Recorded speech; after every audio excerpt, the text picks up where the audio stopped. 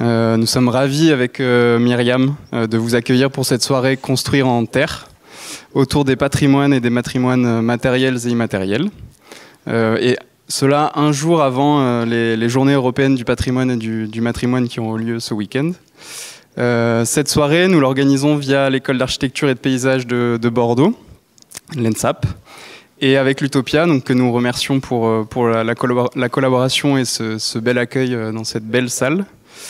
Donc avec Myriam, tous deux architectes et chercheurs au sein de l'ENSAP, et donc avec l'ENSAP, c'est la deuxième fois qu'on organise un événement construire en terre, donc qui, comme son nom l'indique, aborde les sujets de l'architecture en terre crue et ses dynamiques historiques et contemporaines. Et donc aujourd'hui, c'est le second volet, le Construire en terre 2, qui peut-être est l'ouverture vers la suite d'une série. La proposition, elle est assez simple. On propose la projection d'un film, comme ce soir, et ensuite un débat sur le sujet de la Terre, une discussion, une forme de ciné-débat qui prend à chaque fois un axe, une thématique spécifique autour des questionnements de l'architecture en terre, et qui croise les regards à l'échelle internationale, nationale, locale, comme on pourra l'aborder tout à l'heure. La première édition, juste pour vous faire un petit historique, a eu lieu donc en mai dernier 2023 à l'ENSAP. C'était autour des gestes de la fabrique, donc plutôt autour des modes de production et de mise en œuvre de la brique dans l'architecture contemporaine. C'était un débat qu'on avait monté autour du film de Haroun Farroki qui s'appelle In Comparison et qui mettait autour de la table plusieurs intervenantes variés, artisanes, architectes, fabricants de matériaux, briquetiers.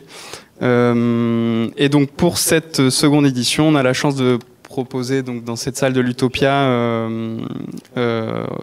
qui a d'ailleurs déjà accueilli des soirées autour de la thématique de l'éco-construction, notamment avec le réseau de la frugalité heureuse et créative.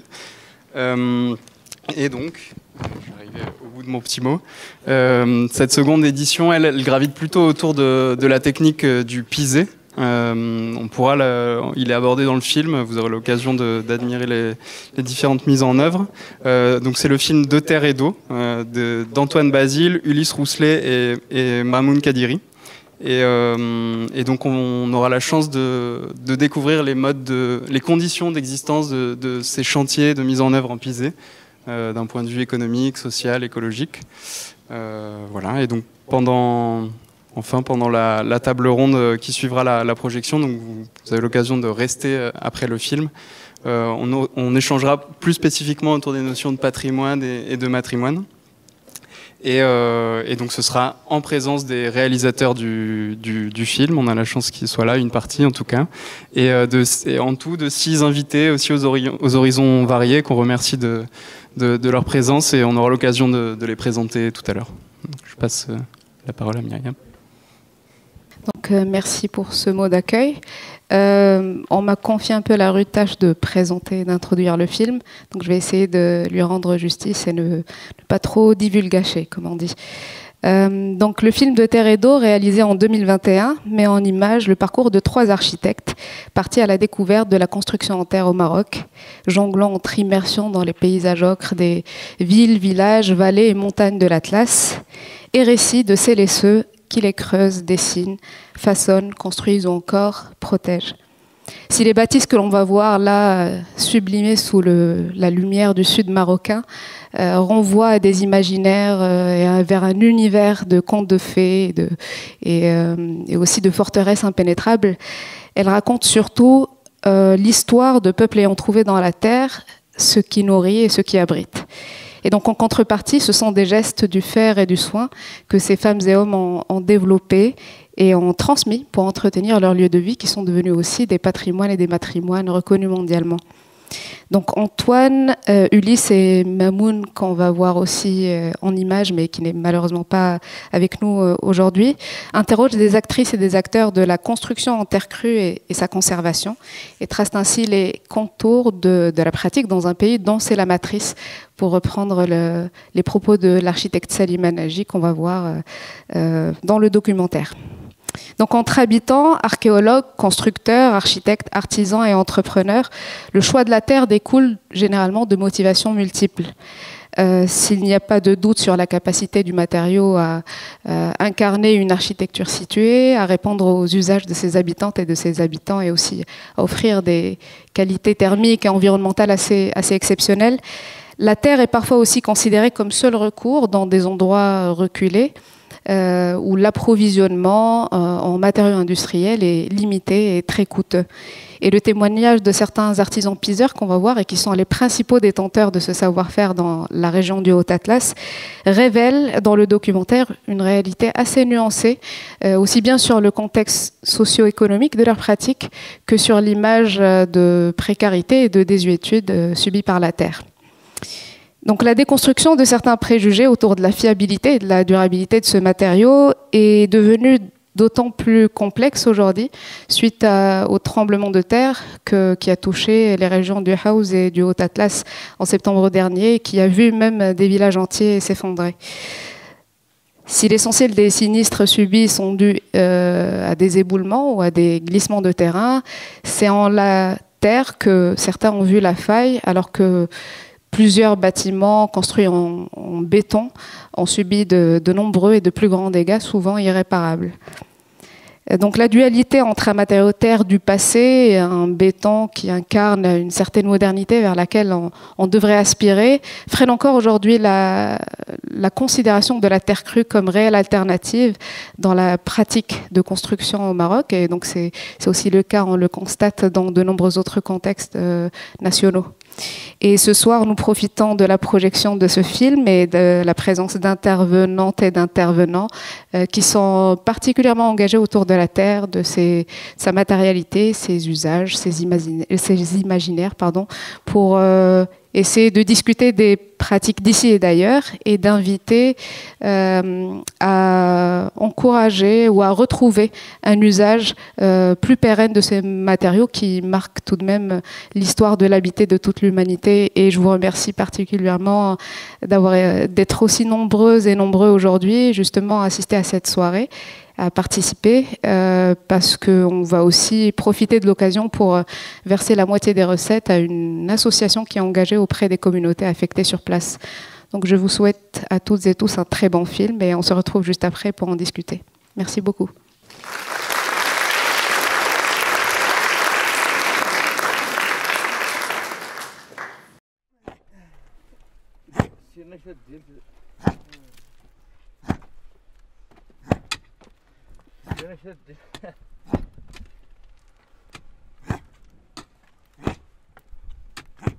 يا ولدي ماشي زدت فرنسا لا خلاص تقول مزود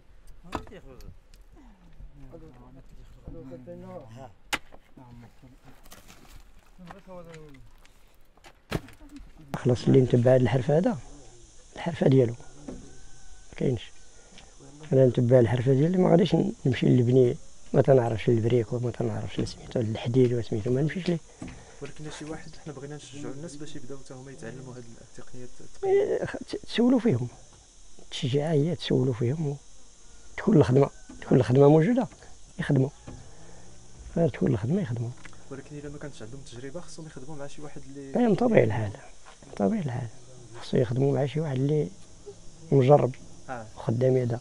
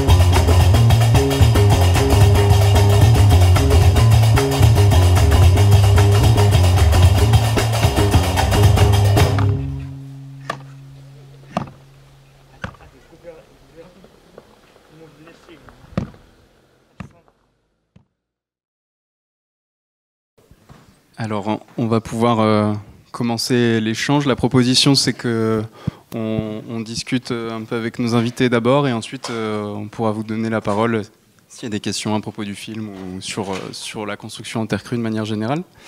Peut-être vous proposer d'abord, déjà vous remercier à nouveau d'être présente, et peut-être vous proposer d'abord de vous présenter, qui vous êtes, qu'est-ce que vous faites, et le lien avec la construction en terre crue assez succinctement d'abord, puisqu'après on aura l'occasion aussi d'échanger plus abondamment. Tout d'abord, peut-être commencer par un merci pour cet accueil et pour avoir organisé cet événement quand même. Et puis pour votre présence, on est très nombreux et nous, ça nous fait chaud au cœur. C'est la première fois qu'on projette ce travail documentaire à Bordeaux. Voilà. Pour nous présenter, donc moi je suis Antoine Basile, je suis architecte des patrimoines, et Ulysse Rousselet, mon associé, qui est architecte. Et on a monté un atelier qui s'appelle Atelier Géminé il y a officiellement 3 ans, et puis on avait déjà travaillé ensemble avant.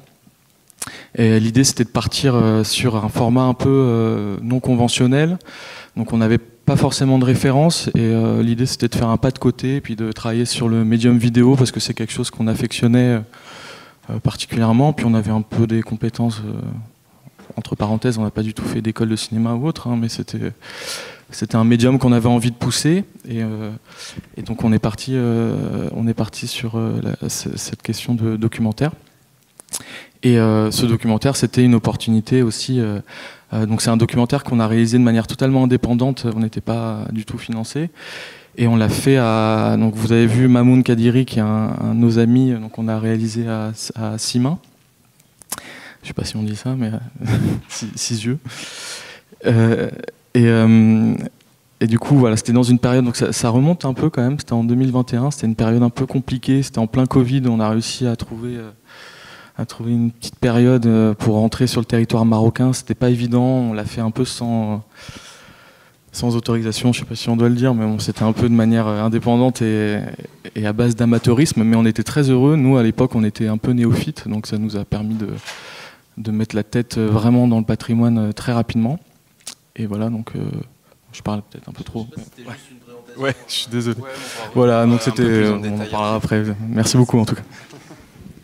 Bonjour, je suis Alain Ivilia. Moi, j'ai une entreprise de taille de pierre, maçonnerie, charpente, couverture. Je fais de la restauration du patrimoine depuis 25 ans sur Bordeaux et sa région.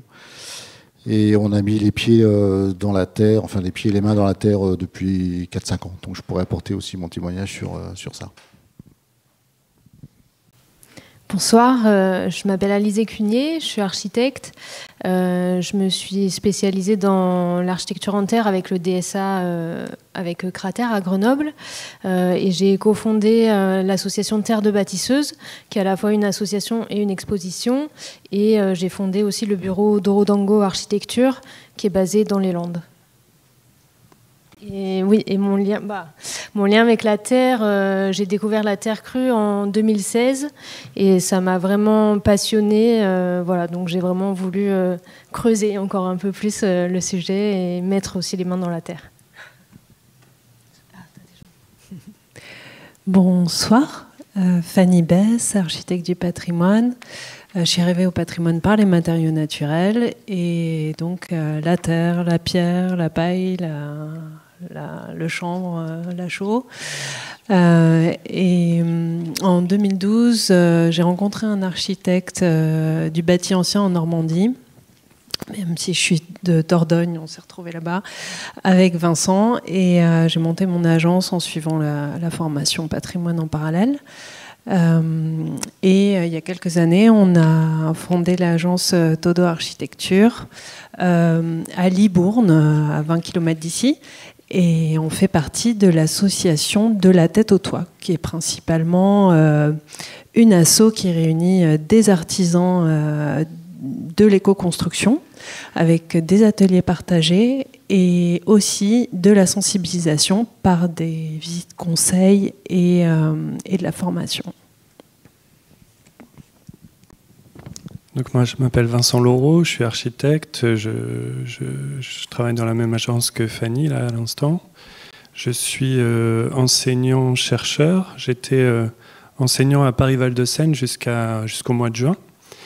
J'ai eu la chance d'avoir comme étudiant Mamoun Kadiri, que vous avez vu dans le film là. Je suis très fier de le voir sur un grand écran comme ça. Voilà, j'étais son enseignant de PFE et de mémoire. Déjà, on parlait de terre à Val-de-Seine à cette époque-là. Et aujourd'hui, je suis enseignant à Bordeaux depuis la rentrée, là, depuis 2 semaines. Et donc voilà, je suis très content d'être là. Et je suis aussi chercheur au Gréco. Et alors pourquoi je suis là et pourquoi je parle de terre? Parce que j'ai fait une thèse sur la construction en terre au Mali. L'idée, c'était de s'intéresser à une sorte de bidonville dans Bamako et de voir quelles leçons on pouvait tirer de ce que je constatais sur place. Quelles leçons on peut tirer pour le Mali, mais aussi quelles leçons on peut tirer pour l'Europe et plus largement pour l'Occident. Dans une sorte d'aller-retour comme ça. Qu'est-ce qu'un regard d'architecte peut trouver d'intéressant à des cultures constructives développées sans architecte, là, pour le coup. Voilà. Merci beaucoup. Ouais, ça a fait une publication, un bouquin qui s'appelle « Apprendre de Bamako ». Très bien. Donc on va justement parler de patrimoine. On va commencer par ça parce qu'il y a tellement de choses à investiguer un peu dans ce qu'on a vu, que ce soit par rapport à des pratiques anciennes ou plus contemporaines. Donc peut-être une première question pour avoir votre retour après 3 ans de la réalisation du film. On a vu qu'il y avait pas mal d'investissements différents, de différents acteurs autour des Xour, des Casbah, des greniers collectifs. Et on voit qu'il y en a qui parlent de tourisme, d'autres plutôt d'une approche sociale, partir de la société pour faire quelque chose autour de la terre. Et comme ça a été évoqué plus tôt dans la soirée, donc avec le contexte récent, donc depuis l'année dernière, et qui a fragilisé pas mal ces territoires, qu'est-ce que vous pouvez nous en dire un peu sur l'évolution peut-être de ces imaginaires, parce qu'on a vu qu'il y avait vous parlez d'imaginaires un peu fantasmés autour de ces architectures, et est-ce que vous avez remarqué une sorte d'évolution, ou qu'est-ce que vous avez comme retour, en tout cas depuis? C'est une très vaste question. Peut-être pour commencer, nous on est arrivé dans un contexte marocain, bon, je l'ai expliqué un peu sur le documentaire, mais qui est un contexte un peu compliqué, c'est-à-dire que c'est presque de l'ordre de la psychologie, c'est-à-dire que la construction en terre est associée à quelque chose de précaire, hein, on a essayé de le faire transparaître à travers le documentaire. Et on a finalement des personnalités comme Mamoun, c'est des gens qui sont un peu issus de la nouvelle génération et qui eux portent une nouvelle image d'une architecture désirable, d'une architecture souhaitable, etc. Et ça, ils sont encore vraiment, on va dire, marginaux. Enfin, j'ose le dire, mais donc c'est quelque chose qui n'est pas forcément généralisé. Et donc souvent, ce qui était évoqué nous à l'époque, mais là je parle plutôt de l'époque 2021-2022, c'est qu'on avait en fait beaucoup d'étudiants en architecture qui s'intéressaient à ces matériaux ou qui venaient étudier en France, mais après repartaient au Maroc avec, comme Mamoun finalement, sa trajectoire c'est ça, hein, il a fait sa formation à Paris-Val-de-Seine et sa HMO en France, puis après il est reparti avec les convictions de construire. Donc moi je pense qu'il y a cette génération qui va changer les choses. Après il y a quand même vraiment ce préjugé encore qui persiste. Donc c'est vrai que c'est un peu tronqué parce que quand on voit le documentaire, on a mis en valeur énormément d'architecture en terre et beaucoup de patrimoine rural, hein, mais au Maroc il y a une expansion urbaine, etc. Donc il y a quand même une grande partie des architectures urbaines qu'on n'a pas montré, hein, dans le documentaire. Donc ça il faut en avoir conscience, hein. Nous on est allé chercher une niche, on est parti dans l'Atlas et dans les régions subatlassiques qui sont des endroits assez peu accessibles et qui ne sont pas forcément représentatifs des expansions urbaines qu'on peut retrouver à Casablanca, à Rabat, voilà. Mais nous, on avait à cœur de partir sur ces territoires parce qu'on sentait que peut-être dans les vallées de l'Atlas, et on avait encore, du fait de l'enclavement des vallées, du fait du manque de matériaux, en fait, on avait de facto des gens qui construisaient de manière plus traditionnel et donc peut-être plus authentique, et c'est ce qu'on a découvert quand même. Et du coup, c'est ce que nous, on a voulu mettre en valeur dans le documentaire. On a essayé d'aborder un peu les questions urbaines, mais on s'est rendu compte en fait que c'était quasiment un autre sujet et qu'on n'aurait pas pu le traiter en 52 minutes, quoi. Je vais peut-être juste rajouter quelque chose sur la notion d'imaginaire. J'ai l'impression que nous, en tout cas les artisans qu'on a rencontrés dans les vallées comme ça, c'était très...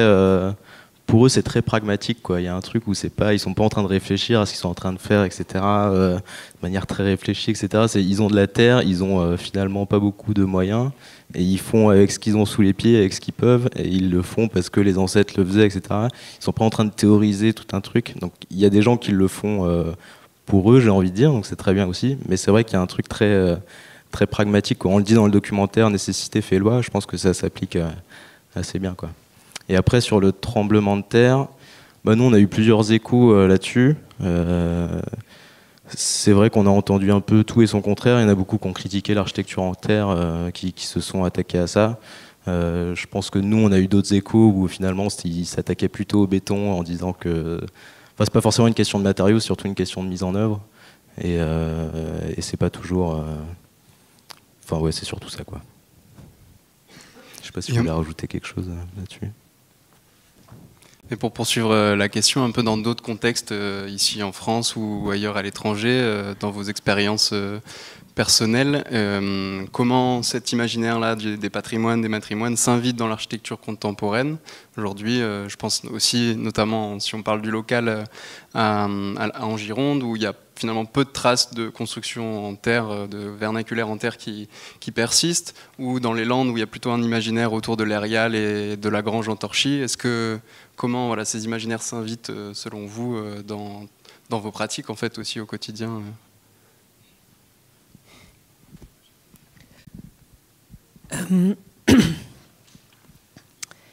Elle s'invite dans les chantiers grâce à des clients qui sont déjà rentrés dans des bâtiments qui comportent de la terre ou qui ont une grange avec un soubassement en terre. On a un projet actuellement chez des gens qui restaurent une maison où il y avait déjà de la terre. Et donc on leur propose de manière contemporaine d'isoler en terre-chambre. Et ils participent au chantier parce qu'ils ont déjà touché la terre et à partir de ce moment-là, c'est parti. Donc il n'y a pas de secret, il faut toucher la terre. Dans les Landes, c'est vrai on voit de plus en plus en fait de constructions contemporaines qui sont des zones pavillonnaires. Et après, on a effectivement la maison traditionnelle landaise qui est à Colombage et Torchis. Alors il y a des granges aussi qui sont comme ça, mais qui sont laissées à l'abandon parce qu'on ne peut pas changer de destination le bâtiment pour en faire un usage d'habitation. Mais il y en a certaines quand même qu'on peut rénover et c'est là où nous, avec l'association Terre de Bâtisseuses, on essaye de sensibiliser aux matériaux naturels, au fait de rénover aussi le bâti ancien et peut-être aussi de montrer qu'il y a d'autres techniques. Par exemple, il y a le terre-paille ou terre allégée qui peut être une alternative au torchis et qui va permettre de pouvoir isoler avec la présence de la paille. Donc voilà, en plus de l'inertie apportée par la terre. Donc ça va être quelque chose d'intéressant à travailler et qui est une technique plus contemporaine que le torchis. Alors moi, la terre, je l'ai découvert depuis quelques années sur... vous avez compris que je travaille sur plutôt du patrimoine inscrit ou classé. Donc nous, on la rencontre plutôt sur du bâti à pans de bois dans nos vieux centres-villes de Périgueux, de Bergerac, de Castillon-la-Bataille, de Libourne. On a des maisons à pans de bois du 15e et on est souvent intervenu pour les restaurer et même les sauver pour certaines. Donc là, on a eu Torchis, donc ce qu'on essaie de faire, c'est de le récupérer et puis de le remettre en œuvre et de le compléter.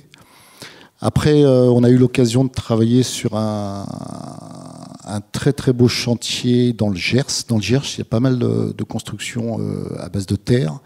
Il y a du bâti en bauge, il y a des églises, il y a des villages entiers qui sont bâtis en bauge. Alors, on voit plus tellement la bauge parce qu'ils ont appliqué des enduits. Alors peut-être qu'au début c'était des enduits à la chaux, puis maintenant c'est plutôt des enduits au ciment qu'on retrouve sur ces édifices. Alors donc on a quelquefois des travaux de restauration où on retire le ciment et puis on remet des enduits à la chaux.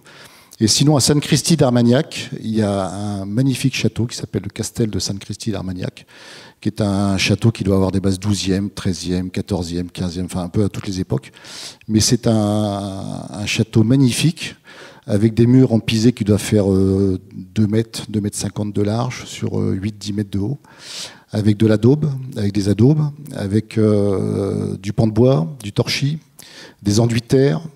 Enfin, il y a tous les exemples de ce qui peut se faire en terre. Il y a eu des ouvertures qui ont été faites en pierre au 18e ou plus récemment.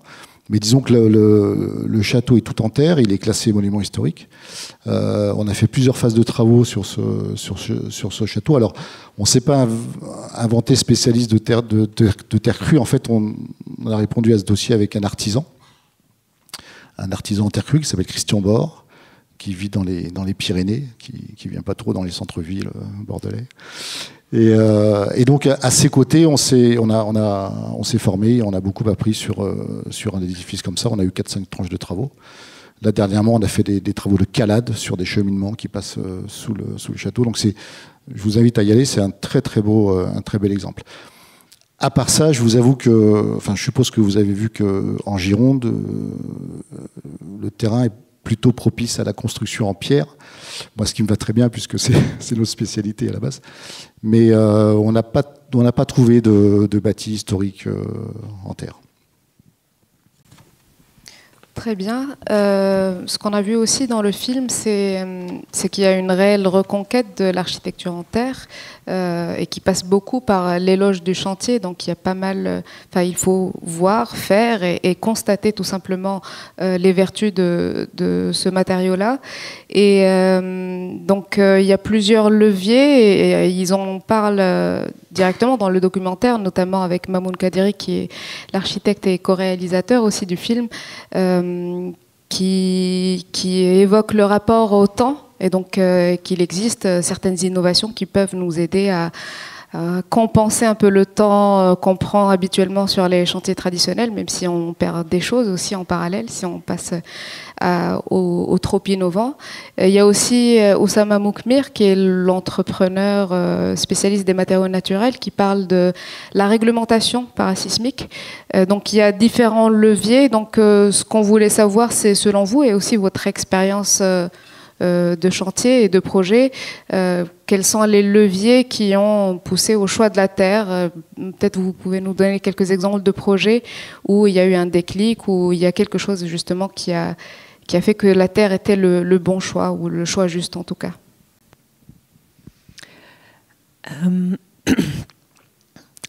Dans le patrimoine, oui, bien sûr, on a un énorme patrimoine en pierre ici. Mais en général, on ne sait pas trop bien comment on va l'isoler. Et les gens pensent que quand on a un mur épais en pierre, on peut le laisser comme ça. Sauf qu'au niveau sensation, c'est pas très agréable en hiver. Donc, ce qu'on propose, c'est un enduit correcteur ou une correction thermique qui va venir réguler l'hygrométrie de la pièce en absorbant l'humidité en trop et la rejeter en été. Donc on a réussi à trouver par des études et des capteurs qu'on pouvait chauffer de plusieurs degrés en moins que si on avait une isolation conventionnelle, c'est-à-dire de la laine de verre ou même de la laine de bois plus du placo. Parce qu'on a ce caractère vivant du matériau qui va venir réguler l'ambiance de la pièce. Ensuite, en termes de murs porteurs, personnellement, moi, j'ai pas eu la chance de travailler sur des murs porteurs. Peut-être en pisé, on peut évoquer ton expérience. Oui, alors si je commence à vous parler de ça, ça va prendre un petit bout de temps. Hein, donc, ouais, il faudra pas hésiter à réduire mon temps de parole. Alors avant, il faut que je contextualise un petit peu, parce que c'est vrai qu'on a donc réalisé une expérience de construction de murs en pisé porteur non stabilisé sur un groupe scolaire. Mais avant, je dois vous expliquer que vous aurez remarqué que alors, je me place dans le contexte des opérations qui sont un peu importantes. Hein, je ne parle pas des petites opérations faites par des artisans qui trouvent très bien leur compte et qui sont très heureux de faire ce qu'ils font. Ça marche plutôt bien. Le réseau des artisans ont des jolis chantiers, mais c'est plutôt des chantiers de petite taille et plutôt pour du privé. Là, je vais plutôt vous parler d'une opération en marché public. Alors, il ne vous a pas échappé que depuis, je ne sais pas, depuis 15-20 ans, les opérations sont difficiles à sortir. C'est-à-dire que les maîtres d'ouvrage, qui sont les porteurs de projets, font face à de plus en plus de difficultés et ça prend de plus en plus de temps de trouver des terrains, de monter des dossiers, d'obtenir des autorisations, de faire face à des recours. Enfin, tout ça, ça prend énormément de temps, bien plus de temps qu'avant. Parce que les normes, parce que les complications administratives sont ce qu'elles sont. Et du coup, on laisse un peu moins de temps aux études ou aux chantiers. Parce qu'une fois qu'on a réussi tout ça, évidemment, il faut aller vite derrière, parce que ça fait tellement longtemps qu'on attend que voilà. Et en fait, tout a été fait, tout a été réfléchi, tout a été pensé pour que les méthodes de construction soient rapides, efficaces. Donc ça fait bien longtemps sur les chantiers qu'on a oublié de faire des enduits plâtres, par exemple, parce que l'enduit plâtre, c'est long, c'est fastidieux, ça prend du temps, ça met du temps à sécher. Donc on a inventé le placo, il y a un paquet de temps hein, déjà. Mais c'est vrai que tout est fait de façon industrielle. On a industrialisé beaucoup de choses, de façon à ce que ça aille vite. Parce que les plannings sont serrés et parce que les entreprises enchaînent leurs travaux les uns derrière les autres et voilà, il faut que ça aille vite, pour des questions de budget principalement. Dans le patrimoine, c'est un petit peu différent. On a encore la sensibilité de vouloir faire de la qualité avant tout, et pas forcément du bas coût. Ensuite, c'est vrai qu'on a quand même des notions de coût, et après, on a un peu plus le temps dans le patrimoine. Mais dans les chantiers modernes, dans les chantiers de construction neuve, bon, c'est le prix quand même qui l'emporte, et puis derrière, le délai est important et ensuite la qualité, si on peut, on la retrouve. Mais c'est compliqué. Voilà. Alors si vous voulez introduire des matériaux biosourcés, géosourcés qui nécessitent du temps de mise en œuvre, qui nécessitent du séchage ou du temps de séchage, qui sont sensibles, qui ont une sensibilité que tous les autres matériaux n'ont pas. Ça crée des difficultés. Et donc, alors, pour vous parler de l'expérience que j'ai eue, donc on est passé par là. D'abord, on a hérité d'un dossier qui était... alors, comme je vous l'ai dit, je me suis fait accompagner d'un artisan spécialisé en terre crue, et puis d'un bureau d'études. Voilà, un bureau d'études spécialisé aussi, j'ai fait venir de Grenoble, qui s'appelle le Bioterre, Martin Pointet, assez connu dans le milieu de la terre, parce que je voulais pas me lancer non plus sur un dossier, on va dire, ambitieux de 400 mètres carrés de pisé, en mur porteur, encore une fois, pour un groupe scolaire. Donc, quand on a récupéré le dossier, je pense qu'il y avait un problème de maturité du dossier. C'est-à-dire que le dossier comportait des failles, comportait des difficultés qui n'étaient pas compatibles avec l'usage de la terre. C'était pourtant un projet pilote lancé par BMA, un concours, qui réunissait des techniques un peu modernes, on va dire, comme l'utilisation de la terre en pisé, comme l'utilisation du bois paille avec des enduits terre, avec des isolants à base de fibres de bois, de laine de bois compressée, et puis des étanchéités à base de maïs, enfin un joli projet très ambitieux qui comprenait pas mal de matériaux géosourcés et biosourcés. Le dossier que j'ai récupéré donc manquait de maturité parce que les murs étaient un peu trop trop fin. Vous savez qu'il y a une mode de vouloir faire du pisé en faible épaisseur, pensant que peut-être que c'est plus rapide et que c'est moins cher. En fait, c'est l'inverse. C'est plus difficile à exécuter quand on est dans des épaisseurs plus faibles. Vous avez vu les gars là sur les coffrages, ils sont à l'intérieur du coffrage. Donc le pisé, ça se travaille en masse. Il faut que c'est au moins 50 cm, quoi. Donc on était sur des aberrations comme ça dans le dossier qui... Bon, alors moi je ne veux pas jeter la pierre au concepteur parce qu'il faut, comme je vous dis, il faut de la maturité. Donc il y avait des ouvertures très, très larges dans du pisé. Donc vous imaginez les linteaux qu'il faut mettre, alors que dans la construction bois-paille, il y en avait des ouvertures verticales assez fines. Donc c'était pas très, très judicieux. Le dossier comportait aussi des toitures terrasses au-dessus de murs en terre. Honnêtement, c'est pas judicieux. On va pas, un mur en terre, il doit être bien protégé avec un avant-toit. Bon, on s'est retrouvé avec des toitures terrasses qui forment piscine si jamais les évacuations sont bouchées, puis ça peut déborder. Donc un certain nombre de difficultés. On avait le sourcing qui était à notre charge aussi.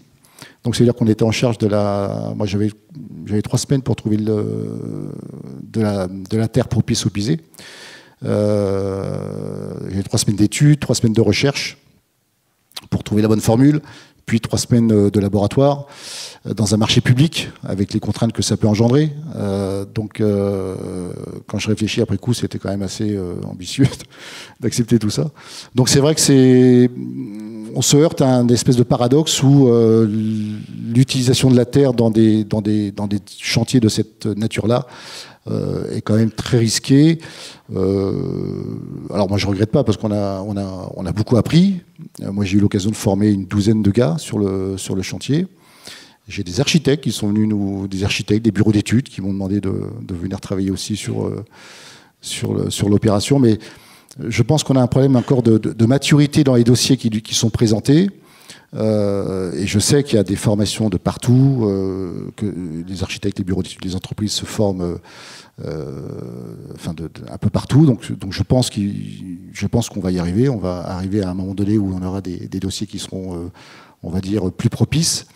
Aujourd'hui, il y a des associations comme Chapeau et Bottes ou d'autres qui ont recensé les gisements de terre propices au pisé.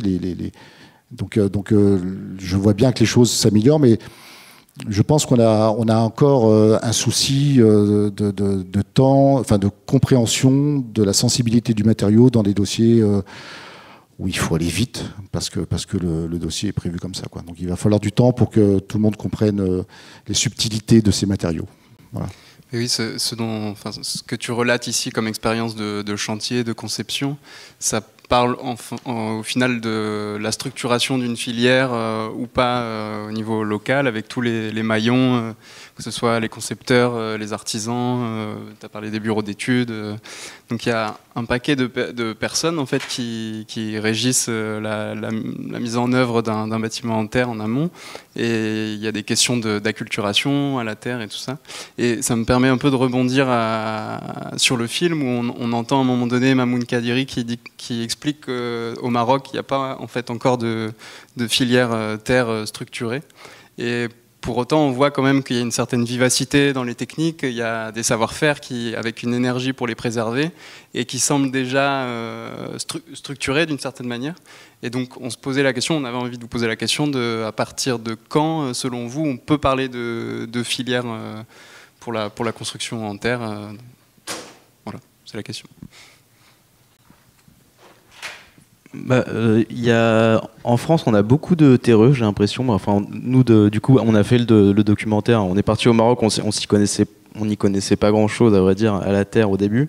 Et du coup, on s'est un peu spécialisé là-dedans. Et du coup, on a fait plein d'entretiens après en France de gens qui travaillent ce matériau. Et du coup, effectivement, il y en a plein sur le territoire. Je crois qu'on avait vu une stat passer un moment qu'il y a entre 20 et 30% du patrimoine bâti français qui est en terre crue. Donc, ce qui est quand même énorme. On ne s'y attend pas forcément à cette statistique. Et donc, il y a plein de gens qui construisent en terre, mais c'est vrai qu'il n'y a pas une filière hyper bien structurée, contrairement, par exemple, à la paille, où j'ai l'impression qu'ils sont beaucoup plus soudés dans leurs objectifs, j'ai l'impression. J'ai l'impression que dans la Terre, il y a un peu plein de petits foyers de gens. Des fois aussi, il y a des aspects humains qui peuvent rentrer en jeu où certaines personnes ne s'entendent pas, etc. Et du coup, ça crée des clivages un peu. Je ne veux pas foutre la merde dans la structure de la Terre, mais de mon point de vue extérieur, en tout cas, c'était un peu ça. Mais donc, je pense qu'il y a plein de savoir-faire. Mais c'est vrai qu'on n'arrive pas, j'ai l'impression en tout cas, à se structurer de manière générale et globale à l'échelle nationale, quoi. Je ne sais pas ce que vous en pensez. J'ai eu ce sentiment-là, moi, un peu. Dans la Terre, il y a une difficulté, c'est que toutes les terres sont différentes. Et du coup, à chaque fois qu'on tombe sur un filon, peut-être que 2 mètres plus loin, la Terre sera différente encore. Alors, ça veut dire qu'à chaque fois, il va falloir changer le mélange pour l'améliorer, pour l'ajuster, rajouter du sable, rajouter des fibres, etc. Et donc, ça demande un vrai savoir-faire qui permet de s'adapter à chaque qualité de terre. Et en fait, ça invite aussi à penser à l'envers, c'est-à-dire, en fonction de la terre qui est là, je vais pouvoir engendrer telle technique. Et ça, dans le monde de la construction, on n'est pas vraiment habitué à ça. Ça demande vraiment un effort de se mettre à penser les choses différemment. Partir de la ressource pour aller proposer une technique, pour ensuite aller dessiner un bâtiment. C'est plutôt dans ce sens-là qu'il faudrait le faire. Et ça, c'est intéressant parce que c'est vrai aussi pour, je sais pas, pour le réemploi, par exemple. On a un filon de réemploi et à partir de ça, on peut mettre en place des détails et à partir de ça, on peut commencer à envisager un projet. Vous voyez, c'est à peu près la même démarche. Donc, moi, je trouve ça intéressant. C'est une vraie difficulté parce qu'on n'est pas habitué à penser comme ça. Mais voilà, il faut le surmonter, quoi. Je suis tout à fait d'accord avec ce que tu dis. Et je trouve qu'une des solutions, c'est aussi le patrimoine, en fait, patrimoine vernaculaire. Parce que c'est un peu abordé aussi dans le documentaire, mais sur le territoire national français, on a énormément de solutions. On sait que la Bauge, par exemple, on la retrouve plutôt en Normandie, le Pisé, c'est plutôt dans le sud, le sud-est. Et en fait, je trouve que l'observation des bâtiments construits nous donne pas mal de solutions. Et ça devrait peut-être inspirer aussi les maîtrises d'ouvrage lorsqu'elles proposent des appels d'offres ou lorsqu'elles lancent des concours. Et autant que les maîtrises d'offres, bien sûr. Mais je pense qu'il y a quelque chose de l'ordre de l'observation et du savoir en fait, à accumuler. Parce que nous, c'est un problème générique dans notre profession d'architecte. C'est que souvent, on a l'impression de faire des prototypes, quoi. Chaque bâtiment est un projet unique. Alors que je trouve que le patrimoine nous rend un peu plus humbles. C'est-à-dire qu'en fait, voilà, une charpente en bois, bon, là, on est sous une charpente magnifique. C'est un exemple un peu particulier, mais je pense que notre génération, en tout cas, moi je m'inscris dans ça là, mais peut-être qu'on peut s'effacer un peu dans les projets et prendre un peu ce qui existe déjà, quoi. Et ça va créer des bâtiments qui seront plus simples à construire, moins chers, plus faciles à gérer dans le temps, avec un entretien qui sera moins coûteux. Voilà, ça c'est un peu un parti pris que nous on a dans notre approche patrimoniale et architecturale. Et par rapport à cette question de la filière, c'est vrai que c'est une question un peu complexe. On a beaucoup d'acteurs, mais en France, on a quand même un vivier de gens qui ont travaillé, qui sont des sommités. Je ne sais pas si vous êtes dans la salle, si vous êtes tous au courant de cette construction terre, etc. Mais par exemple, à Grenoble, on a un laboratoire qui s'appelle le Cratère, qui a été fondé dans les années 79, qui est avec des gens qui ont travaillé depuis des dizaines d'années sur ces matériaux, qui ont fait le lien avec des pays africains, même en Asie, qui ont recensé des bâtiments et qui ont œuvré pour développer des documents pour initier, on va dire, des règles professionnelles. Et oui, c'est vrai que le passage, peut-être le moment où il y aura une transition qui nous permettra d'aller vraiment sur des marchés publics, dans du quantitatif, qu'on soit en dehors du prototype un peu précieux et compliqué, ça sera ce moment-là où on se mettra tous d'accord autour de la table, qu'on aura des règles professionnelles. qu'on sortira du militantisme. Peut-être c'est ça aussi le sujet. Hein. C'est à partir du moment où on parle d'écologie, d'environnement, il faut peut-être décloisonner, quoi. Il faut peut-être massifier cette production. Et pour massifier, il faut réglementer, il faut baliser, quoi. Voilà, si on travaille par exemple avec des particuliers, avoir les données, avoir les rassurer, avoir les arguments, parce que c'est pas évident quand vous êtes face à quelqu'un qui va s'endetter sur 60 ans et puis vous êtes en train de lui dire je vais vous faire un mur en pisé, pas stabilisé. Enfin, je sais pas, moi je trouve que c'est des notions qui sont complexes. Et je pense que c'est peut-être le truc qui pêche encore en France. Et donc c'est vrai que le Maroc s'est doté d'un règlement de la construction parasismique de la Terre, qui est quelque chose qui a permis de développer des savoir-faire et puis d'innover en fait, hein, avec des chaînages en bois pour limiter pour résister, on va dire, aux secousses sismiques. Mais peut-être qu'en France, oui, on devrait plus vulgariser, en tout cas sur ces éléments réglementaires. Même nous, hein, on est quand même, ça fait quelques années qu'on baigne dans la terre. Parfois, je sais pas, l'information, on n'arrive pas à la trouver clairement. On est toujours un peu, on a notre savoir, on l'a accumulé sur notre serveur, mais je trouve que c'est encore pas assez balisé, quoi. Ça, c'est un peu. Et juste peut-être, je monopolise la parole, mais par rapport à la massification, il y a la question de la préfabrication de la terre qui est un vaste sujet. Donc ce que vous avez vu dans le documentaire, c'est de la technique traditionnelle, hein, très vraiment, il y a un tabout, donc ce coffrage en bois, 3 personnes, un qui jette la terre, un qui pise, et puis ça chante et ça tourne. Mais il y a d'autres techniques, donc on l'aborde un peu, il y a la brique de terre comprimée, il y a d'autres techniques aussi en Europe. On a donc du côté de Lyon, il y a un artisan qui est une sommité aussi, qui s'appelle Nicolas Meunier, qui a travaillé sur la préfabrication du pisé, qui a fait un bâtiment dans la ZAC, Confluence, pardon, j'ai oublié, qui a sorti un bâtiment en préfabrication. Et du coup là, ça amène d'autres notions sur le rapport qu'on a à l'outil, sur le rapport qu'on a au temps de chantier, c'est-à-dire qu'on préfabrique, c'est-à-dire qu'on pose et on pisse plus sur le site. Enfin, ça amène d'autres questions qui sont passionnantes et et je pense qu'il y a un curseur à trouver entre trop de mécanisation et trop de techniques traditionnelles, parce que ce qu'on voit là, la technique traditionnelle, c'est quand même très physique, quoi. C'est dur, quoi, en vrai. Donc c'est quelque chose que voilà. Donc, dans les marchés publics, peut-être qu'il y a une autre manière de réfléchir à ces sujets. Moi, je voulais rebondir là-dessus aussi, parce que c'est vrai que ça dépend aussi de l'échelle du projet.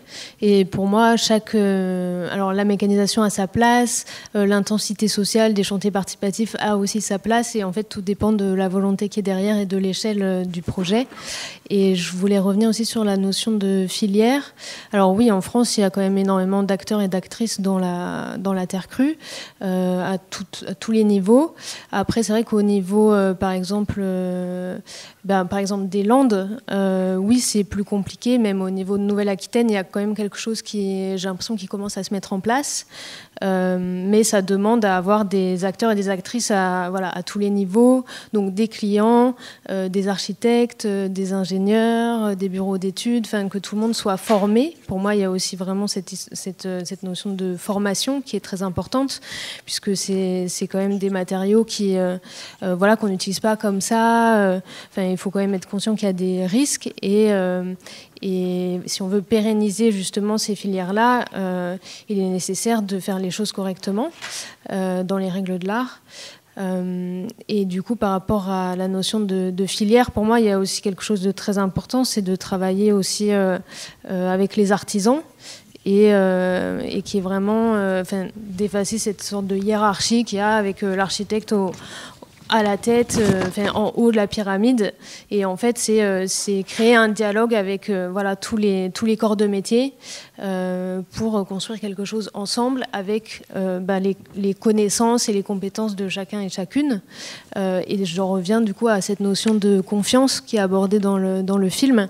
Et c'est vrai que pour le moment, c'est ce qui tient pour moi la construction en terre. C'est la confiance. Après, oui, ça commence aujourd'hui à aller aussi, la terre crue est de plus en plus employé aussi sur des gros projets, en marché public, etc.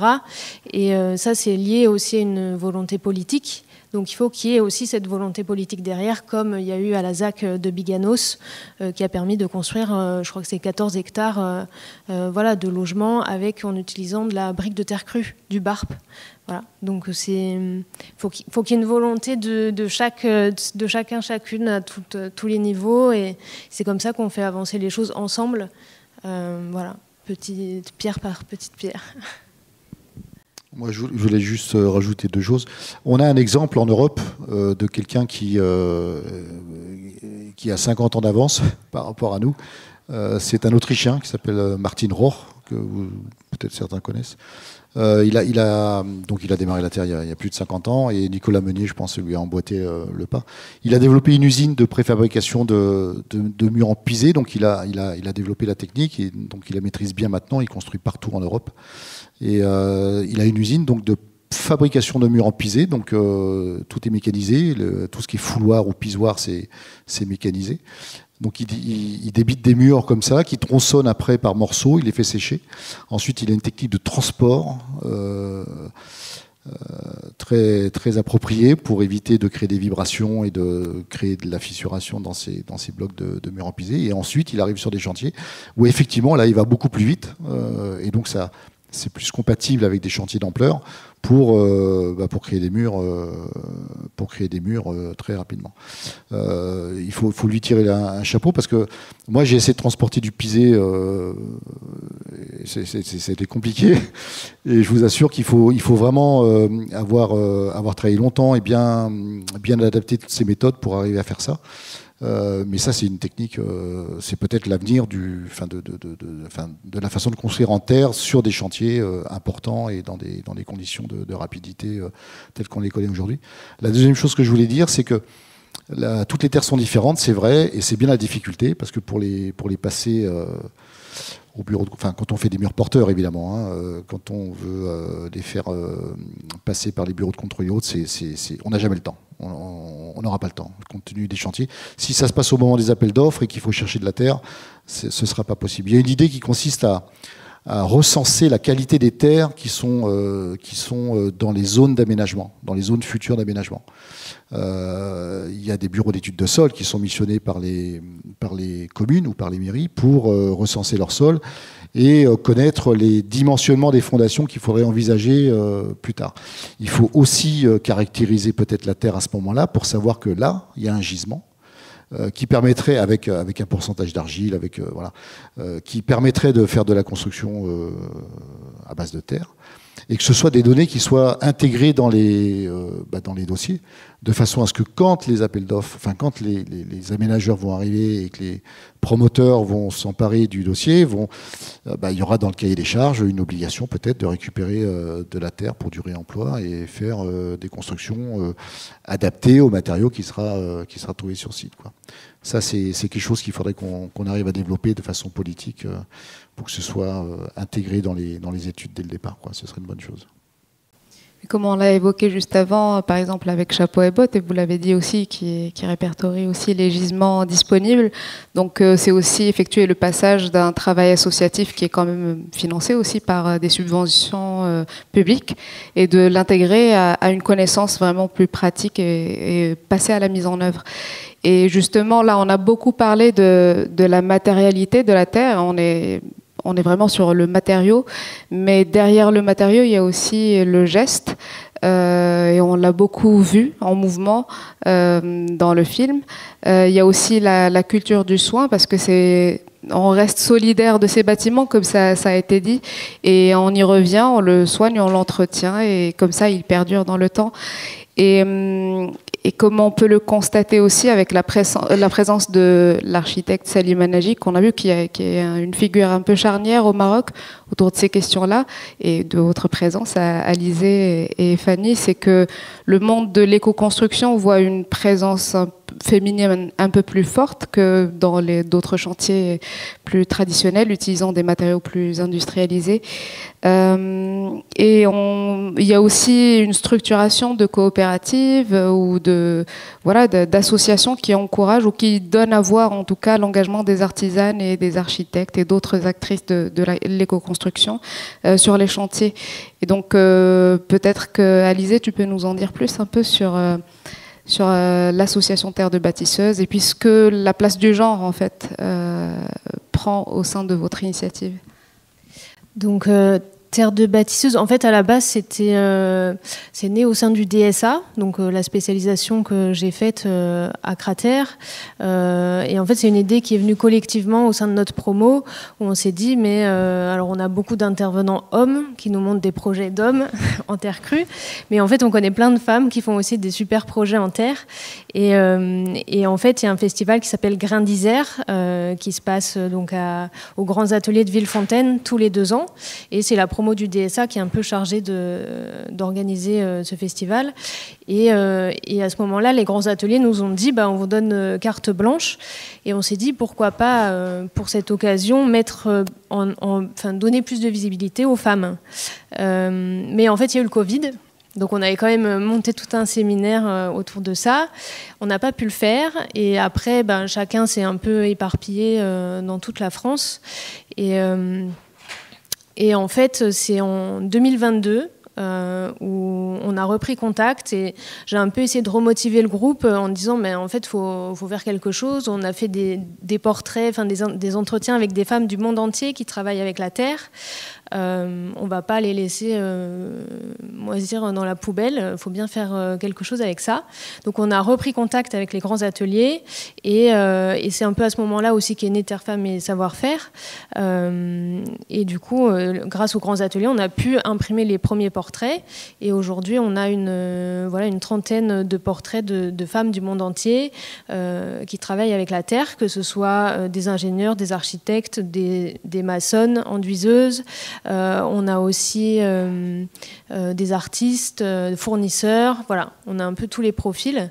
Et l'idée, c'était, après à chaque expo, de faire un débat avec des intervenantes locales et de questionner un peu le genre aussi dans la pratique, parce que dans les chantiers conventionnels, en fait, il y a 2% de femmes qui travaillent, alors que sur les chantiers en éco-construction, on retrouve, et en particulier dans la terre crue, on retrouve 50% des femmes. Donc voilà, on s'est posé un peu toutes ces questions du lien entre les femmes et la terre, et en fait, on s'est rendu compte que les femmes arrivent plus à trouver leur place avec ces matériaux-là, parce que c'est des pratiques aussi peut-être plus respectueuses de l'environnement, de l'humain, du corps aussi. Et il y a toute cette relation au toucher aussi, aux soins justement, alors qui n'est pas évidemment que lié aux femmes, hein, mais voilà, c'est quelque chose qui est plus respectueux. Peut-être Fanny, si tu veux compléter sur la question du matrimoine Oui, quand j'ai quitté l'école de Chaillot il y a 10 ans, donc j'étais architecte du patrimoine et cette notion m'interrogeait parce qu'on avait vu passer une intervenante de l'UNESCO qui nous avait glissé le mot matrimoine. Donc c'était une idée qui germait aussi à une plus grande échelle. Pas forcément la féminisation du métier dans ma tête, c'était plutôt un partage horizontal des connaissances, la transmission du geste, le soin, toutes ces notions-là qui ne sont pas forcément liées à une transmission de biens matériels. Pour moi, c'était plus l'immatériel, tout ce qu'il y a autour de la réalisation du chantier. Et quand on est allé au Mali avec Vincent, on a vu que la terre, c'était un liant social. Il fallait que les enfants déplacent des vivres pour alimenter les gens sur le chantier, les femmes amenaient l'eau, Et puis il y a une saisonnalité, si on revient sur le temps, on ne fait pas ça n'importe quand dans l'année, donc tout le monde a plein de métiers. Ici on a segmenté les spécialités et ça c'est une grande perte parce que du coup les gens savent faire une chose. Alors que dans les zones où on entretient un patrimoine vernaculaire, on l'a dit dans le film,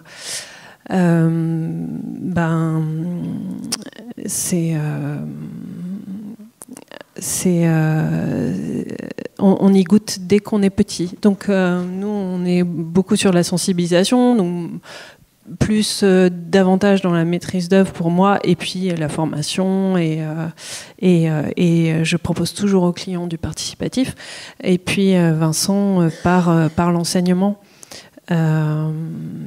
Mais ouais, ça passe par le corps.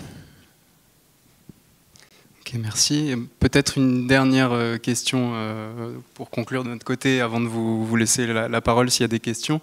Sur ces sujets-là, toujours de l'immatériel, on entend parler du côté de l'UNESCO des processus du patrimoine ou du matrimoine culturel immatériel.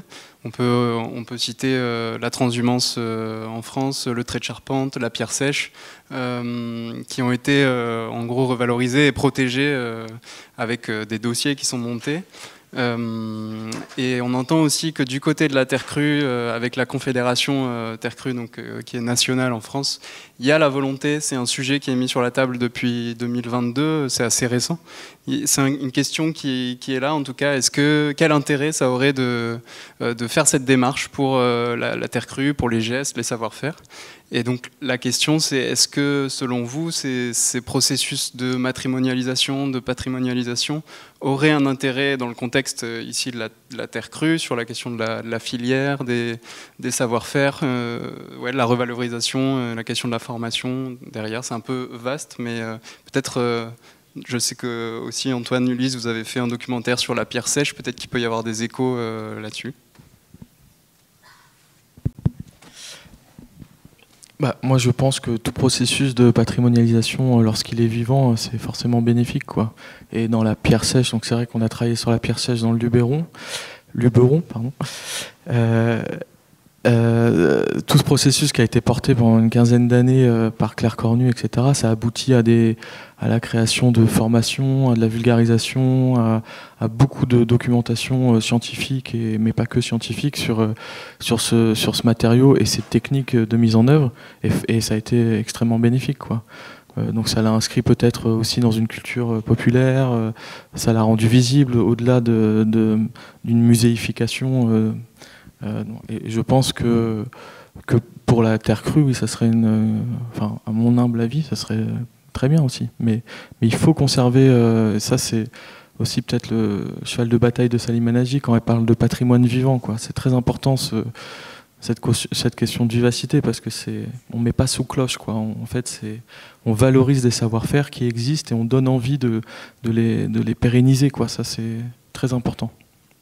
Peut-être j'en profite pour prolonger la question par rapport à Salim Hanaji et le musée qu'on voit sur les traditions orales et le savoir-faire. Est-ce que vous avez des nouvelles de ce chantier-là et est-ce qu'il en est et comment il vit aujourd'hui? Non, alors à l'époque il y avait des blocages administratifs. Il y avait des gros blocages administratifs, le chantier n'était pas terminé, donc là on a réussi à filmer, mais on n'était que tous les trois, quoi. Il n'a pas encore été ouvert au public et je ne sais pas ce qu'il en est aujourd'hui. Voilà. On a vu, Salim Hanaji a reçu la médaille d'or hier de l'Académie d'architecture. Elle était présente, elle n'a pas abordé ce sujet, mais bon, c'est affaire à suivre. Ouais. Alors moi, je veux bien réagir sur cette idée d'immatériel. En 2013, j'avais écrit un article qui était intitulé Le chantier comme patrimoine, c'est-à-dire de quelle façon la fragilité de la terre engendre un cycle perpétuel de soins, d'entretien, voire même de reconstruction, parce que la terre qui est tombée d'un mur, on peut la prendre, la mouiller et puis la remettre dans le circuit. Et ça, tous les matériaux permettent pas ça, loin de là. la plupart des matériaux, quand on les réemploie, ils vont s'affaiblir un peu, ils vont se fragiliser. Mais la terre, non. La terre, non, elle garde toutes ses propriétés dans la mesure où on ne va pas rajouter du ciment ou de la chaux pour la fixer, en fait. Donc c'est un matériau qui est vivant et qui est capable de, comme une sorte de pâte à modeler, en permanence d'être remise sur le plan de travail, en fait. Et donc, moi, quand je suis allé au Mali pour enquêter sur les villes en terre, à un moment, j'ai découvert la ville de Dia, qui n'est pas très connue, c'est moins connu que Mopti, Djenné, mais en fait, c'est une ville qui est très ancienne. Les archéologues ont remarqué que c'était une des villes les plus anciennes au sud du Sahara. Et dans cette ville, il n'y a pas l'UNESCO, et c'est une ville qui se transforme en permanence. Il n'y a pas une cloche qui vient dire là on ne touche pas. C'est une ville, pâte à modeler, qui se transforme tout le temps. Et quand j'ai découvert ça, je me suis dit que la terre, on ne pouvait pas la patrimonialiser comme on patrimonialise de la pierre ou du bois. C'est différent. Et donc ça mérite une attention et des soins particuliers et l'entretien d'une culture constructive pour maintenir ce mouvement, en fait. Pas pour maintenir des formes, mais pour maintenir la culture. Voilà, ça c'est dans l'article le chantier comme patrimoine. Ouais, juste pour prendre un peu de recul, on a en France et en Europe une vision occidentale du patrimoine, et c'est vrai que si on va en Afrique ou en Asie comme au Japon, le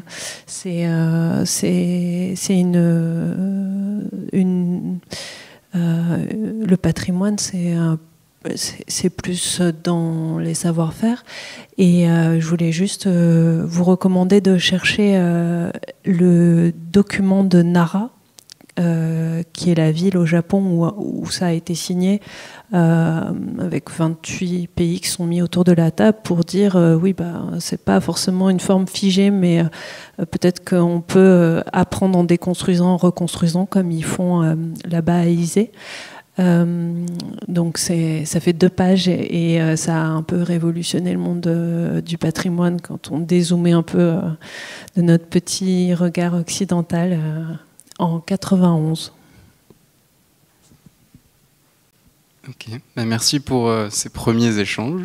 Peut-être qu'il y a des questions dans la salle, des remarques, des envies d'intervenir. Peut-être pas, si.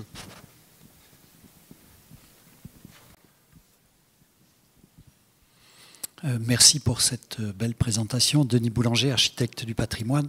Je voulais juste résumer un petit peu ce que j'ai entendu ce soir. Et il me semble que la construction en terre crue est dépendante de 2 contraintes essentielles. Un, c'est le côté vernaculaire. C'est-à-dire que dans la région girondine, on n'est pas une région de terre. On est une région de pierre. Il y avait des centaines de carrières sur le bord de la Dordogne, la Gironde. Et donc, on n'a pas ou peu de construction en terre. Donc la construction en terre, quand on peut la faire à base de briques, c'est peut-être intéressant, mais un pisé, c'est peut-être plus compliqué. Et puis, comme l'a dit Alain Iviglia, il faut la ressource de la terre, donc il faut aller chercher de la terre. Il faut l'avoir plutôt localement, plutôt que d'aller la chercher sur des sites un petit peu loin. La région landaise, c'est du bois, c'est de l'architecture de bois. Et l'architecture de terre, on commence à la trouver en Lot-et-Garonne, dans le Lot, Montauban, etc. Plus on descend. Et là, effectivement, il faut, quand on a des vieux bâtiments en terre, les restaurer. Quand on veut faire de la construction en terre, être dans un pays de terre, ça me paraît essentiel pour ça. Et la deuxième contrainte, c'est le coût. C'est-à-dire que la dimension financière est énorme. Si on veut faire du pisé, c'est un coût de main-d'œuvre extrêmement important, puisqu'il faut tasser cette terre. Ça demande du temps, ça demande de la main-d'œuvre, puisque le matériau n'est pas cher, mais la main-d'œuvre est chère. Et donc sur des bâtiments plus domestiques, ça va s'adapter, ou agricoles pour des petites constructions, mais sur des grands projets, marchés publics, etc., c'est peut-être plus compliqué, effectivement, d'adapter ces deux critères. Voilà, enfin, c'était un petit peu ma vision des choses, mais ça serait intéressant que vous puissiez réagir là-dessus. Juste, je suis d'accord avec vous sur la question vernaculaire. Après, ça, pourquoi pas aussi innover, hein. On n'est pas figé. Le patrimoine, il est en mouvement. Je pense que voilà. Nous, on a travaillé sur le sujet d'Arles. À Arles, il y a un PSMV, donc le centre ancien est très protégé, mais bon, il a quand même évolué. Il faut avoir la justesse et la possibilité de faire évoluer les choses. Parce que la vie est ainsi faite, hein, on évolue et les villes évoluent également. Et deuxièmement, vous parliez du coût économique. Alors, moi, je me pose la question aussi, par exemple, à l'échelle d'un projet public d'importance. Finalement, moi, c'est de la main-d'œuvre, mais si la main-d'œuvre elle est qualifiée, enfin, c'est chouette. Moi, je me positionne à l'échelle d'une maîtrise d'ouvrage public qui veut proposer un nouveau bâtiment pour sa ville. Finalement, il y a aussi une fierté à ce que le bâtiment soit fait avec beaucoup de main-d'œuvre et qu'on change un peu les conditions temporelles des projets. Voilà. Je ne pense pas que ce soit une vision utopique. Je pense que c'est une autre manière de voir les conditions économiques d'un projet.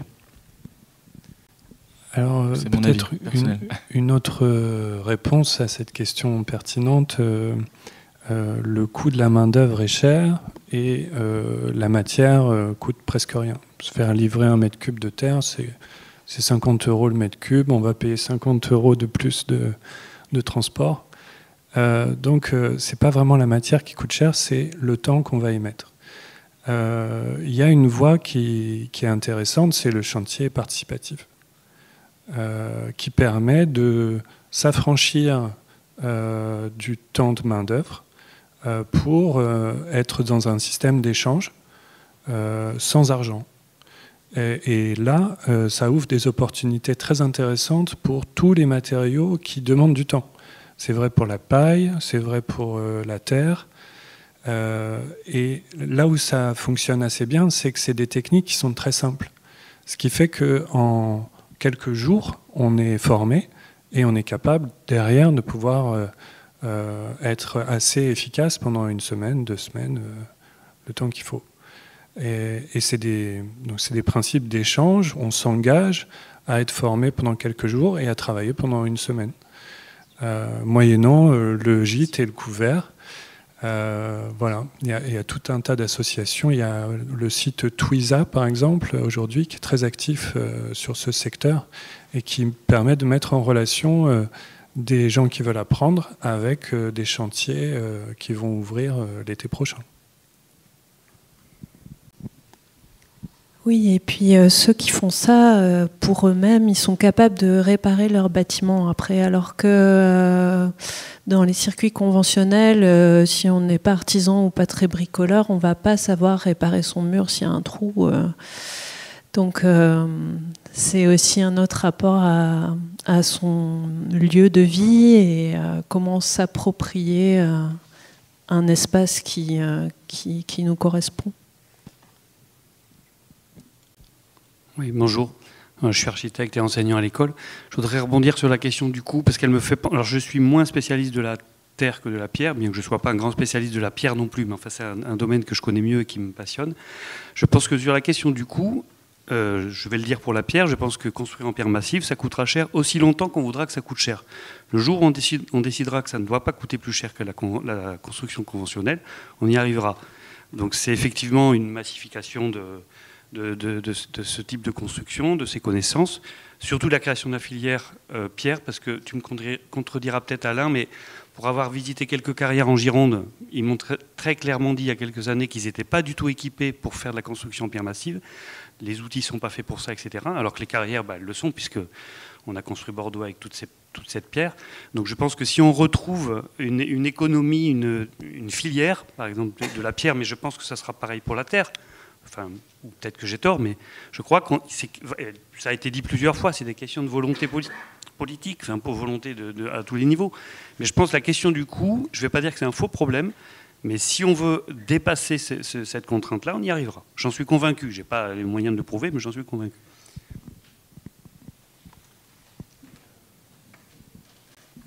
Après, peut-être pour compléter, la question du coût, il faudrait l'envisager avec la notion de coût global. C'est-à-dire que là, les matériaux dont on parle, ils n'ont aucun impact aucun impact énergétique. Il y a juste le transport de la carrière jusqu'au chantier.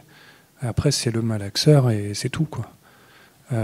C'est très différent par rapport à des matériaux industrialisés qui vont faire, je ne sais pas combien de kilomètres, consommer, je sais pas. Enfin, du ciment, il faut le monter à 3000 degrés, quoi. C'est quand même très différent.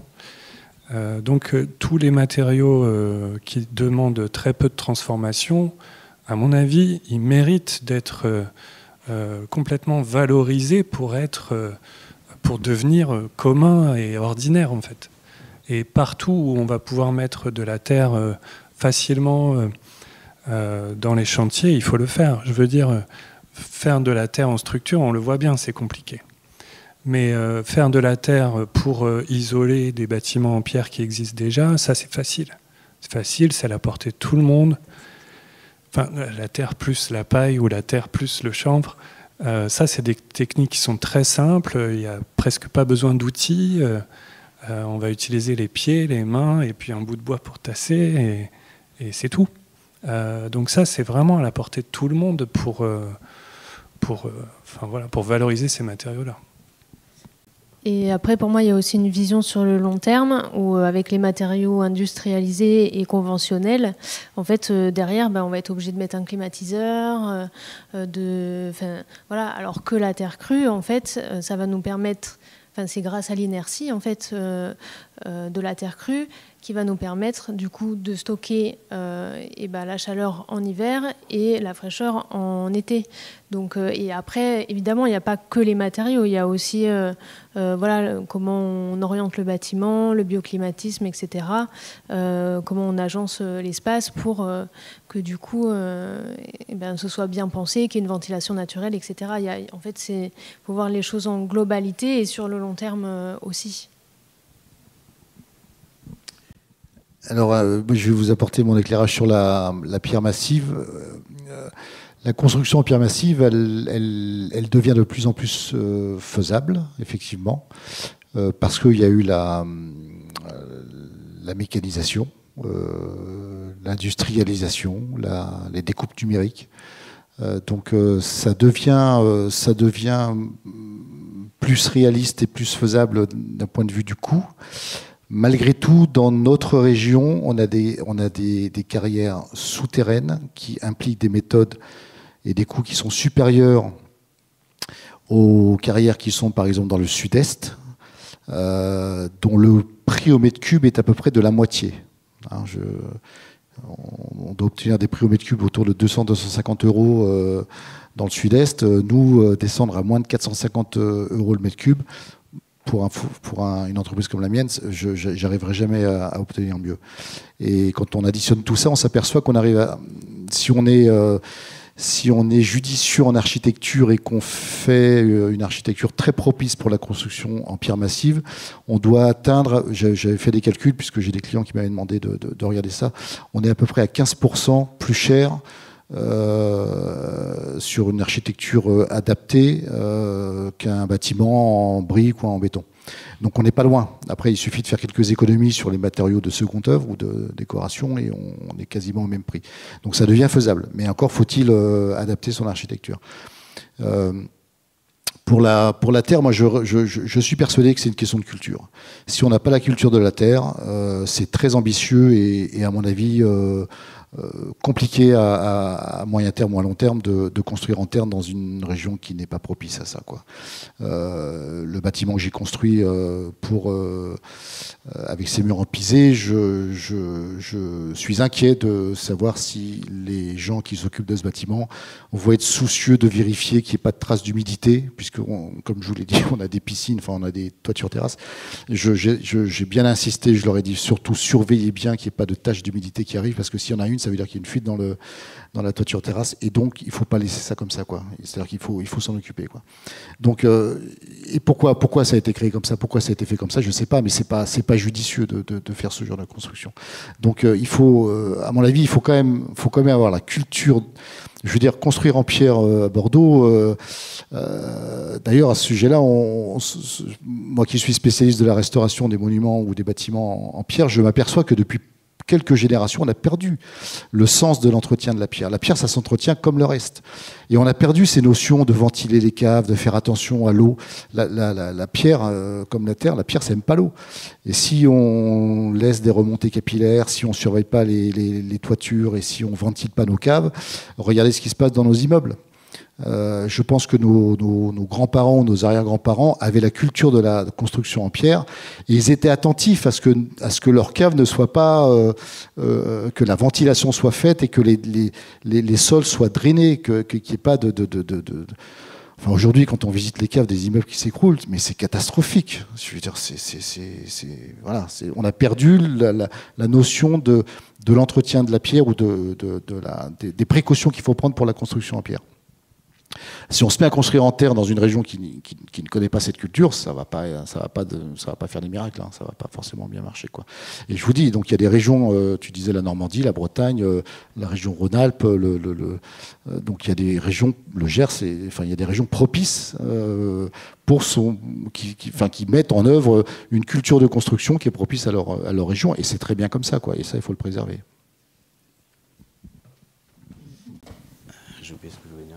Si oui, effectivement, tu soulèves un point sur l'entretien. Effectivement, nous, on a rencontré, notamment une architecte qui s'appelle Emmanuelle Pat et qui avait pas mal essayé de réfléchir à comment transmettre un peu le guide d'utilisateur du bâtiment, quoi.